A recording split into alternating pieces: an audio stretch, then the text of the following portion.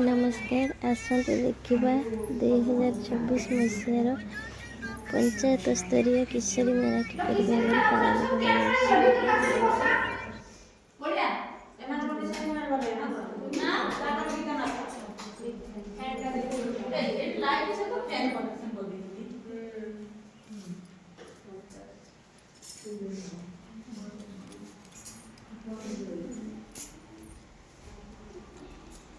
ये ठीक काम कर पूरा अंटा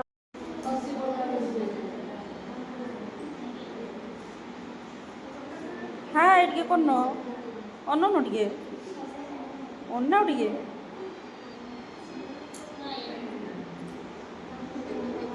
तुमको दिज फाड़ कदली पुरस्कार এইটা দেখো এইটা দেখো দেখো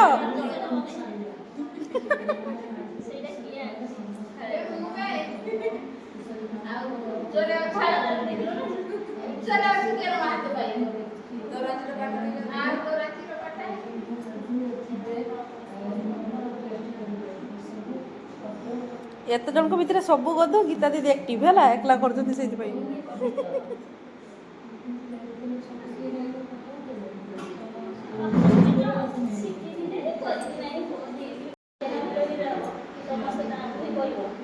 रंजिता को ना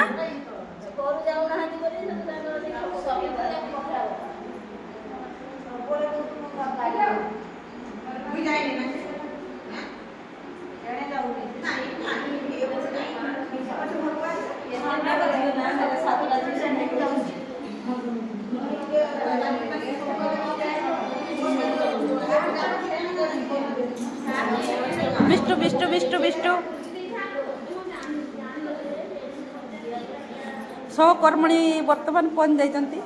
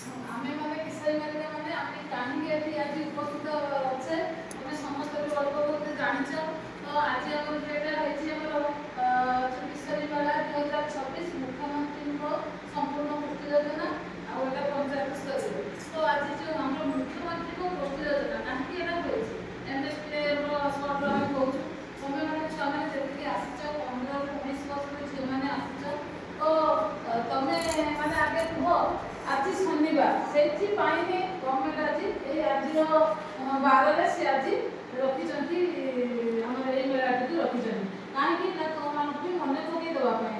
ତମେ ଜାଣିଛ ପ୍ରତ୍ୟେକ ଶନିବାର ତମେ ଅଙ୍ଗନବାଡ଼ି ଯାଉଛ ଯାଉଛ ସେଠି ତମ ଦିଦି କ'ଣ ନିଶ୍ଚିତ ତମକୁ ବଟିକା ଦେଉଛନ୍ତି ଆଉ ମାସର ଥରେ ତମେ ମୁଢ଼ି ପାଉଛ ବୁଟ ପାଉଛ ଅଣ୍ଡା ପାଉଛ ଅଣ୍ଡାଟା ସପ୍ତାହର ଥରେ ପାଉଛ। ତ ସେ 4ଟା ଶନିବାର ତମେ ଆସୁଛ ଦିଦି ତମକୁ କିଛି ବୁଝାଉଛନ୍ତି ତ ତମେ କିଛି ବୋଧ କରୁଛ ଯେ ଆମର ଆସିବା ଦ୍ୱାରା ଆମର କିଛି ଏଠି ଉପକାର ଆମର ପାଉଛେ ନା ଖାଲି ଆମେ ଆସିକି ଅଣ୍ଡା ଟିକେ ମୁଢ଼ି ଟିକେ ଦେବା ପାଇଁ ଆମେ ଆସୁଛେ। ସେମିତି ମନକୁ ମାନେ ମନର ଭାବିବା ଯେ ମୁଁ ଆଜି ଦୌଡ଼ି ଯିବି ଦିଦିଙ୍କ ପାଖର ମିଟିଂରେ ବସିଗଲେ ମୋତେ ମୁଢ଼ିଟେ ଦେବେ ଅଣ୍ଡାଟେ ଦେବେ। ଆରେ ବିରାଟ ସେଟା ମାନେ ମୁଢ଼ିଟା ଆଉ ଅଣ୍ଡାଟା ସେଟା ବଡ଼ କଥା ନୁହେଁ ଯେ ଆମେ ଦିଦି କ'ଣ କହିବେ ଆମର କ'ଣ ସୁବିଧା ଅସୁବିଧା ଆମେ ଦିଦିଙ୍କ ସାଙ୍ଗରେ ସେୟାର କରିବା। ତମେ ଆଜି ଅଛ ଝିଅ କାଲି ହବ ମା ତମମାନଙ୍କୁ କ'ଣ ପାଇଁ କାହିଁ ପୁଅମାନଙ୍କୁ କିଶୋର ବାଳିକାମାନଙ୍କ ପାଇଁ ଏତିକି ସୁବିଧା ନାହିଁ ତମମାନଙ୍କ ପାଇଁ କାହିଁକି ଅଛି ନା ଯେହେତୁ ତମେ ଆଜିର ଗୋଟେ ଝିଅ ହେଇଛ କାଲିକି ଗୋଟେ ମା ହବ ସେଥିପାଇଁ ତମମାନଙ୍କୁ ତମ ସ୍ୱାସ୍ଥ୍ୟର ଉନ୍ନତି ପାଇଁ ତମ ସ୍ୱାସ୍ଥ୍ୟର ପରିବର୍ତ୍ତନ ପାଇଁ ତମକୁ ସଚେତନ କରିବା ପାଇଁ ଗଭର୍ଣ୍ଣମେଣ୍ଟ ଏଇ ନିୟମ ସବୁ ବାହାର କରିଛି। କେବଳ ଯେ ତମେ ମୁଢ଼ିଟା ଖାଇଦେଲେ ମୋଟା ହେଇଯିବ ବୁଟଟା ଖାଇଦେଲେ ମୋଟା ହେଇଯିବ ଅଣ୍ଡାଟା ଖାଇଦେଲେ ମୋଟା ହେଇଯିବ ତା ସେଟା କିଛି ନୁହଁ। ଯେ ତମେ ଆସିଲେ ଦିଦିଙ୍କ ପାଖରୁ ଦି କଥା ଶୁଣିବ ତମର ସୁବିଧା ଅସୁବିଧା ଦିଦିଙ୍କୁ ଜଣେଇବ ତାଙ୍କ ସାଙ୍ଗରେ ଭାଗ ଆଦାନ ପ୍ରଦାନ ହବ ଯାହାଦ୍ୱାରା କି ତମର ଦକ୍ଷତାର ବୃଦ୍ଧି ହବ ତମର ଜ୍ଞାନର ବୃଦ୍ଧି ହବ ତମେ ଯୋଉଟା ନ ଜାଣିଛ ସେଇଟା ହିଁ ଜାଣିବ। ତେଣୁ ଆମର ଟପିକ୍ ଅଛି ପ୍ରତ୍ୟେକ ମାସ ତମେ ଶନିବାର ଦିନ ଆସିଲେ ତାଙ୍କ ଟପିକ୍ ଅଛି ସେଇ ଟପିକ୍ର ତମ ପାଇଁ ଆଲୋଚନା କରାଯିବ। ତମ ସ୍ୱାସ୍ଥ୍ୟର କେମିତି ପରିବର୍ତ୍ତନ ହବ ତମେ ଏଇ କେତେକ ଝିଅ ଅଛନ୍ତି ଆମେ ପରିବା ଖାଇବାନି କେତେକ ଝିଅ ଅଛନ୍ତି ଆମେ ଅଣ୍ଡା ଖାଇବାନି ଆମେ କ୍ଷୀର ଖାଇବାନି ଆରେ କୋଉ ଜିନିଷରୁ କୋଉ କ'ଣ ମିଳୁଛି ସେ ବାବଦରେ ତମକୁ ବୁଝେଇବେ। ଆଜି ଯେ ତମମାନଙ୍କ ପାଇଁ ଏତିକି ଜିନିଷ ରଖାହେଇଛି କ'ଣ ଅଙ୍ଗନବାଡ଼ି ୱାର୍କର ମାନେ ଜାଣିନାହାନ୍ତି ନା ସରପଞ୍ଚ ସାର୍ ଜାଣିନାହାନ୍ତି ନା ସାର୍ ଜାଣିନାହାନ୍ତି ନା ମୁଁ ଜାଣିନି ଆମେ ସମସ୍ତେ ଜାଣିଛେ କେବଳ ତମମାନଙ୍କ ପାଇଁ ରଖାହେଇଛି ତମେମାନେ ବି ଏମିତି ଜାଣିଛ ଯେ ଏଇ ଜିନିଷ ରଖାଉଛ ଦେଖୁଛ କିନ୍ତୁ ଆ ଭିତରୁ ଯେ ତମେ ମାନେ କିଏ କହିବ ମୁଁ ଏଟା ଖାଇବିନି କିଏ କହିବ ସେଟା ଖାଇବିନି ଏଠି ବହୁତ ପ୍ରକାର ଜିନିଷ ରଖାହେଇଛି ସବୁ ଜିନିଷରୁ ମାନେ ଗୋଟେ ଜିନିଷରୁ ସବୁ ପ୍ରକାର ଆମେ ଖାଦ୍ୟ ସାର ପାଉନେ ତେଣୁ ଆମେ କୋଉ ଜିନିଷରୁ କ'ଣ ପାଉଛେ ଆମେ କେତେ ପ୍ରକାର ଆଇଟମ୍ କରୁଛେ ଏଠି କୌଣସି ଦାମିକା ଜିନିଷ ରଖା ହେଇନାହିଁ। ଏଠି ଆମ ବାଡ଼ିରୁ ଯାହା ବି ହେଉଛି ଆମ ବାଡ଼ିରୁ ମିଳୁଛି ଆଉ ଆମ ଘର ଆମେ ତିଆରି କରିପାରୁଛେ ତରକାରୀ ପନିପରିବା ଆଉ ସେ କ୍ଷୀରି ସୁଜି ପିଠା ସବୁ କରୁଛେ। ତେଣୁ ତମକୁ ଏଇଟା ଦେଖେଇ ଦେବା ପାଇଁ ଏଇଟାକୁ ଆମର ଆଜି ରେସିପି ଯାକ ସବୁକୁ ସଜାଇଛି ଡେମୋ ଦେଖାଯାଇଛି ଯେ ତମେ ଦେଖିଲେ ତମେ ଆଜି ଜାଣିଲେ ଯେ ଯଦି ବି କେହି ଝିଅ ନ ଜାଣି ପାରୁଛ ଦିଦି ଏଇଟା କେଭଳିଆ କରିଛନ୍ତି ଟିକେ ଆମକୁ କହିଦିଅନ୍ତୁ ନା ଆମେ ଘର କରିବ ଖାଇବା। ଆଜି ତମେ କରିଥିଲେ କାଲି ଶାଶୁ ଘର ଯାଇ କରିବ ତମର ଛୁଆ ପିଲା ଯେତେବେଳେ ହେବେ ତାଙ୍କୁ ତମେ କରିକି ଦେବ ତେଣୁକରି ତମେ ଏତିକି ଦେଖିବ ଯେ ଦିଦି କ'ଣ କରିଛନ୍ତି ଏଇ ଜିନିଷ ଆମେ ସବୁଦିନ ଖାଇବା ଯାହାଦ୍ୱାରା କି ଆମ ସ୍ୱାସ୍ଥ୍ୟର ଉନ୍ନତି ହେବ। ଆଉ ମାନେ ବର୍ତ୍ତମାନ ଯେଉଁ ସାଇବର କ୍ରାଇମ୍ ହେଉଛି ତମେ ଜାଣିଛ ତମେ ତ ସବୁବେଳେ ଛୁଆମାନେ ମୋବାଇଲର ଆଙ୍ଗେଜ ରହୁଛ ସେ ସାଇବର କ୍ରାଇମ୍ ତମେ ବହୁତ ପ୍ରକାର ମାନେ ଯେଉଁ ହେଉଛ ଅପମାନିତ ହେଉଛ କି ସେଇ ସାଇବର କ୍ରାଇମ୍ରେ ତମେ ସବୁ ପଢ଼ୁଛ ପସାମିର ପଢ଼ୁଛ ଏ ଯେ ମେସେଜ ଛାଡ଼ୁଛ ମେସେଜ ଆସୁଛି ମେସେଜ ଆସୁଛି ତମର ଫଟୋ ଛାଡ଼ୁଛ ହ୍ୱାଟ୍ସଆପ୍ର ଛାଡ଼ୁଛ ଆଉ ଆମର ଫେସବୁକ୍ର ଛାଡ଼ୁଛ ସେମାନେ କ'ଣ ନା ସାଇବର କ୍ରାଇମ୍ ଯେଉଁମାନେ କରୁଛନ୍ତି ସେମାନେ ତମର ଫଟୋଟାକୁ ଦେହକୁ ତମ ଡ୍ରେସ୍ ପିନ୍ଧେଇକି ଅଲଗା ଡ୍ରେସ୍ ବି ପିନ୍ଧେଇ ଦେଉଛନ୍ତି ତାପରେ ତମକୁ ବ୍ଲାକମେଲ୍ କରୁଛନ୍ତି। ତେଣୁକରି ମୋବାଇଲର ଯଦି ୟୁଜ୍ ମାନେ କରୁଛ ମାନେ ସଠିକ୍ ଭାବରେ ତାର ୟୁଜ୍ କର ଆଉ ଯେଉଁଟା ମାନେ ଅଶ୍ଳୀଳ ୟୁଜ୍ ସେଇ ୟୁଜ୍ଟା କଲେ ତମେ ନିଶ୍ଚିତ ଠକାମିରେ ପଡ଼ିବ ହେଲା।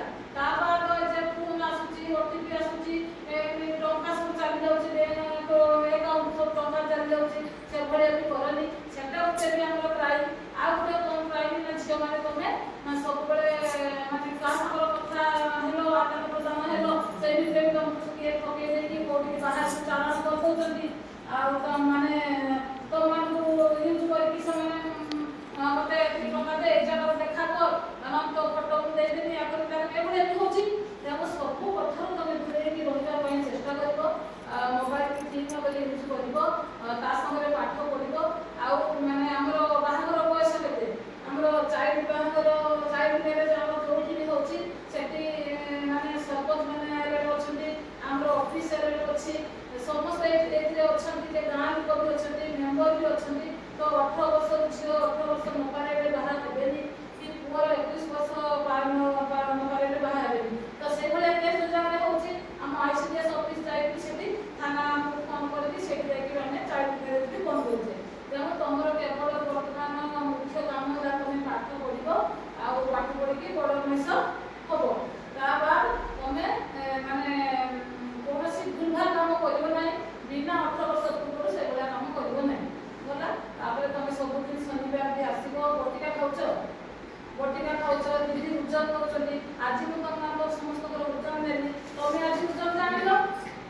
ଆର ମାସ ଦିଦି ଆର ସପ୍ତାହର ମାସ ଥରେ ଓଜନ ହବ, ଯେତେବେଳେ ଦିଦି ଆସି ତମ ପାଖରୁ ଓଜନ କରେଇବେ ତମକୁ, ତମେ ଯଦି ନ କରିବ ଦିଦି ମୁଁ ଆର ମାସ 35 କେଜି ଏ ମାସ ଦେଖୁଛୁ ନା।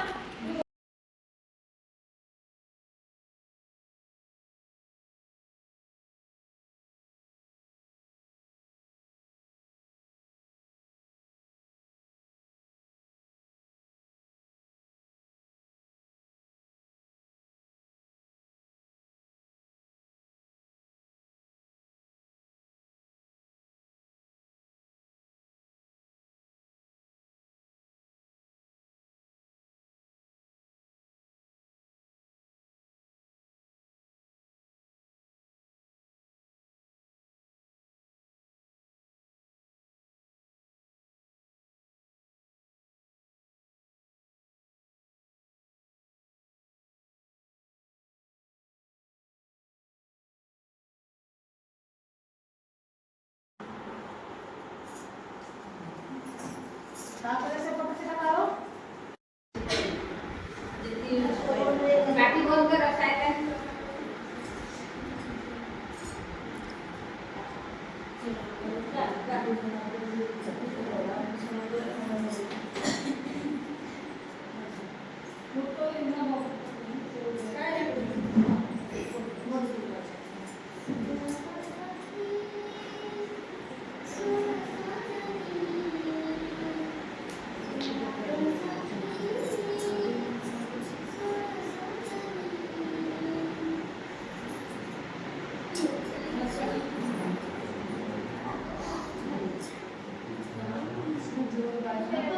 ठीक है।